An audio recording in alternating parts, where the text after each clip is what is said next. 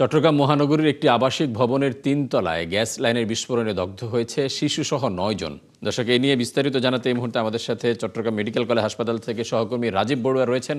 আমরা তার কাছে যাচ্ছি। রাজীব, এই মুহূর্তে দগ্ধদের অবস্থা কেমন এবং চিকিৎসকরাও বা কি বলছেন?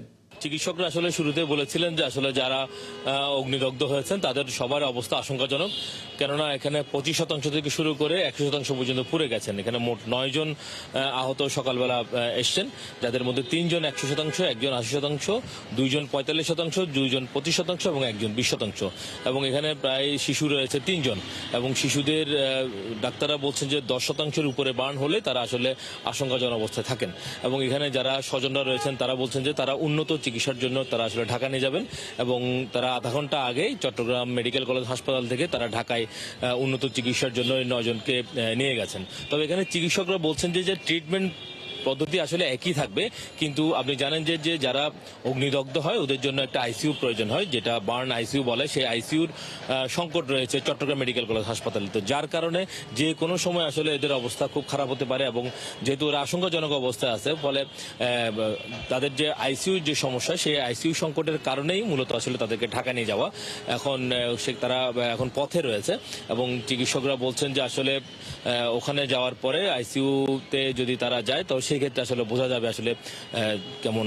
তো আমরা এখান থেকে সকালবেলা হাসপাতাল থেকে ঘটনাস্থলে গিয়েছিলাম। সেখানে আমরা দেখলাম যে 6 তলা বিল্ডিং এর 3 তলায় মূলত এখানে অগ্নিদগ্ধের ঘটনাটি ঘটেছে, এবং এখানে স্বজনরা প্রথমে লিফট বিস্ফোরণের কথা বললো। আমরা আসলে ওখানে গিয়ে দেখেছি যে চুলা থেকে আসলে এই আগুনের সূত্রপাত। এটা হয়তো কালকে রাতে চুলাটা হয়তো অসাবধানবশত কেউ হয়তো পুরোপুরি নিভিয়ে রাখেনি, যার কারণে সারা রাত গ্যাস বের হয়ে, এবং ওখান থেকে যখন সেহরি খাওয়ার সময় তারা চুলা জ্বালতে চুলা রান্না করতে যায়, তখন আসলে বিস্ফোরণটা ঘটে। এবং একটা ফায়ার সার্ভিসের কর্মকর্তারা তারা সকালবেলা এসেছিলেন, সেই অগ্নিদগ্ধের খবর পেয়ে তারা এসে আসলে দেখেছেন যে এখানে পরিস্থিতিটা কি। আসলে লিফটটা যে জায়গায় আছে, আমরাও দেখেছি যে লিফটটা যে জায়গায় আছে সেখানে আসলে বিস্ফোরণের কোনো কিছু হয়নি। তবে এই বিকট বিস্ফোরণের কারণে আশেপাশে এলাকা প্রচন্ড শব্দে কেঁপে উঠেছে, এবং তাদের আশেপাশে যে বাড়িগুলো রয়েছে ওই বিল্ডিং এ সবগুলো বাড়ির দরজা জানলা ভেঙে গেছে, এবং আশেপাশের যে বিল্ডিং গুলো আছে সেখানে প্রচন্ড শব্দ তারা পেয়েছেন, এবং তারা বলেছে যে হয়তো খুব বিকট একটা শব্দ আমরা সেহরির সময় পেয়েছি। এক ধরনের আতঙ্ক আসলে বিরাজ করছে।